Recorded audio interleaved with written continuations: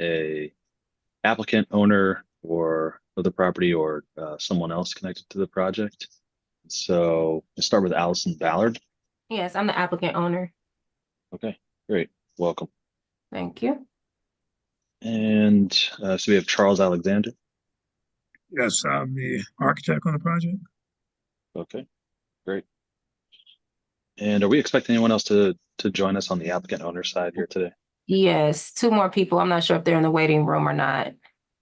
They currently are not. Would you Okay. like to wait for them before we get started? No, I think we can get started. Okay. I typically, if anyone tries to join during the hearing, I just let them in right Okay. away. And so I will do that in this case as well if anyone tries to join. Okay. We also have the zoning plans examiner, Matt Lascheid here. Welcome, Matt. Thanks, David. Hi, everybody. Hello. All right. So let's go ahead and get started. I need to read through our hearing script. This will just cover the procedure for the hearing, and then we'll get started. So this is the October 31st, happy Halloween session of the zoning hearing examiner docket. My name is David Sturkey. Again, I'll be presiding over this hearing. The case before us today is case number ZH20240129. That's 522 York Street. The purpose of the hearing is to allow applicants and any other parties to testify and to offer and refute evidence and testimony. This hearing will follow the rules found in the zoning code and the supplemental rules of the zoning hearing examiner. All testimony and evidence that an applicant or any other party wishes to offer must be presented at this hearing. The hearing will proceed as follows. The applicant, the applicant's attorney, or the applicant's agent will first present the applicant's case. For our purposes here today, I'll allow anyone on the applicant owner side of this project to tell me about the project background they think is important, the relief that they're requesting today, and then of course why they believe that relief is appropriate and why I should grant that relief. If there were anyone here from the public, or if anyone joins from the public, I'll allow them to speak after the applicant has presented its case. By the way, you all can orient that presentation however you'd like. One of you can speak, both of you could speak. If more people join, they can speak. It's really completely up to you how you want to orient that presentation. Again, if anyone from the public joins, I will give them an opportunity to provide any testimony. I will hear from the planning department and Mr. Lascheid to provide any testimony in addition to his staff report.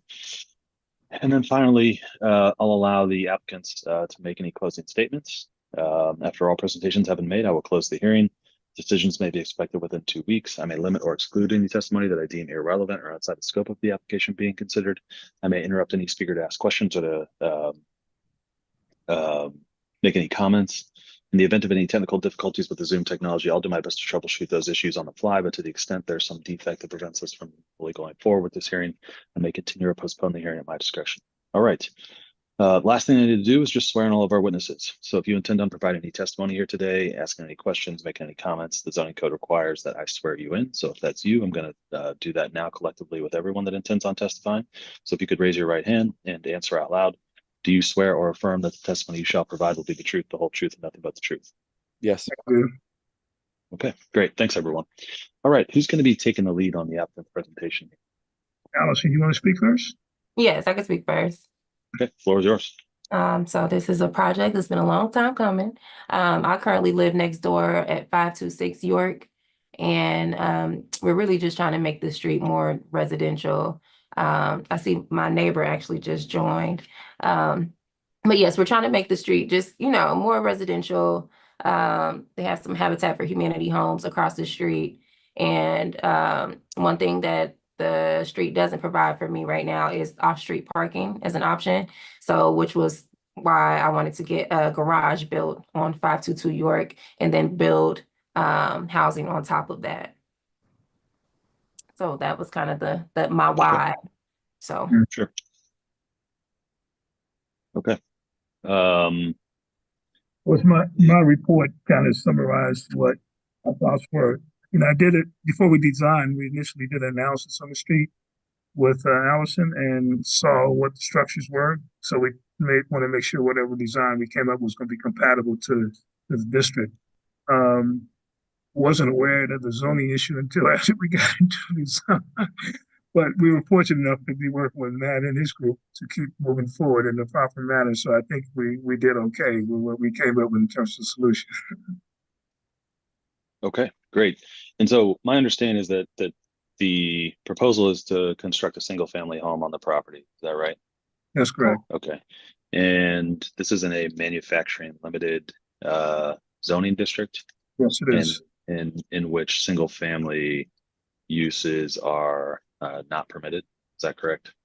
Based on the zoning, yes. Yeah, based on the zoning. Okay. So yeah, Of course, the zoning was, of course, enacted after these buildings had been built. So, we had a condition that existed before. Hey, David. Yeah.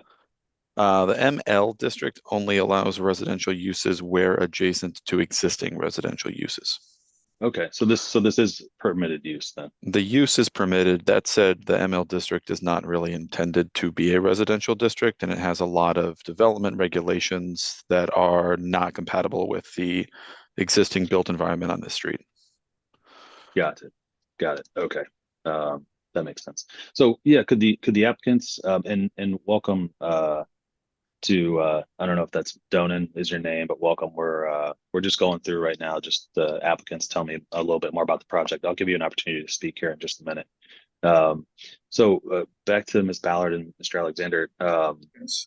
Can you tell me a little bit more about why you believe it's appropriate to build a single family home on the property, and why I should grant the relief? So currently they're building single family homes like right across the street, like I said, for Habitat for Humanity. We're just trying to bring like more neighborhood kind of feeling to the street. So before there was just like a completely open lot. I know the West End is really trying to develop that area, so I do think it complements it perfectly. And like I said, it does provide the off-street parking for my current residence, which is at 526 York, right next door. Yeah, that's pretty much my thoughts on it. In addition to that, David, when we did a survey of the whole property, the street, we realized that 90% of the properties were residential, single family, and they string down up and down the street on both sides. So it's definitely compatible because the existing conditions are there. And then of course, the only issues we had was with the setbacks, which we worked with Matt and his group to understand that the setbacks of the other existing buildings are varied. They vary all over the place. So, within the context of the area, we think that we did the best we could possibly do given those setback requirements. Got it. Are the proposed setbacks for the new home consistent with the setbacks of surrounding homes, or? Well, that's what I'm saying. The setbacks are so inconsistent all up and down the street. But gotcha. It's within the range of the setbacks. Let's put it that way. Got it. Okay. All right. Anything else you wanna say now? No, not me personally. Okay. Sir, in the yellow, looks like maybe you have a waterworks shirt on. Is your name Donan? If you could unmute. We can't hear you. Yeah, you're on mute, Don. Don is good. Okay. Yeah. All right, Don. Well, yeah. Did you want to say anything about this project? Well, I don't have much to say. I think it'd be good for the street and the neighborhood. Like it was said before, the parking is a bit of an issue there. So it's mostly on-street parking. So to have off-street parking would be a benefit not only to the owners of that home, but also for the street in general. It'll free up some space. I think it'll be a lot safer, to have some cars off the street. Okay. And also, I think it'll bring the overall focus of the neighborhood. It'll bring the values up. It's been an improvement, I say, for the street and the neighborhood. I don't know. I think it's a good thing. Okay. All right, great. And Don, can you remind me, are you just a neighboring property owner? Yeah, I live about 3 doors down, 534 York Street. Got it. Okay. Yeah. All right. And what was your last name? Yashral. Yes, we're all. Could you Want spell me that for me?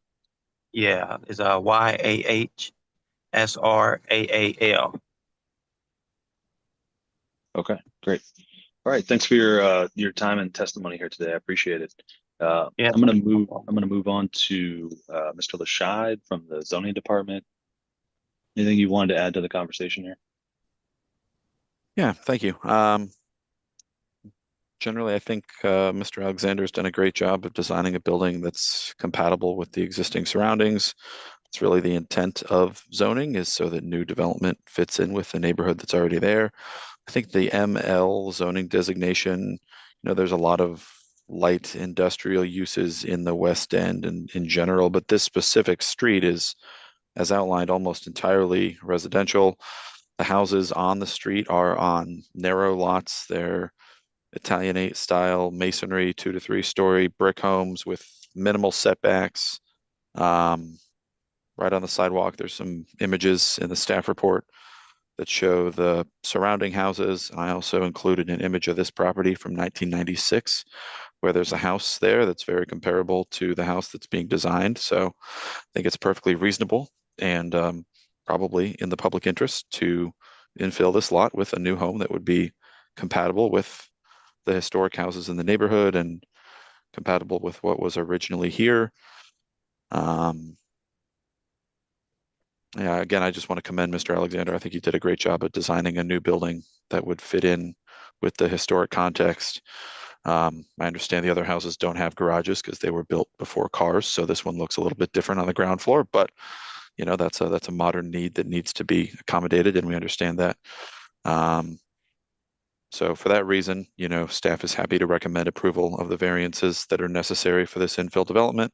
I'll add the Habitat homes across the street needed very similar zoning relief through City Planning Commission. I reviewed that project as well, and they were approved.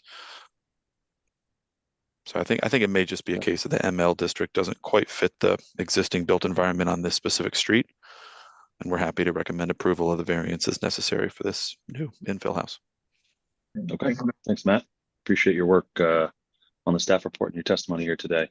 I'll turn it back over to Mr. Alexander and Ms. Ballard to make any statements in closing or otherwise before we adjourn here today.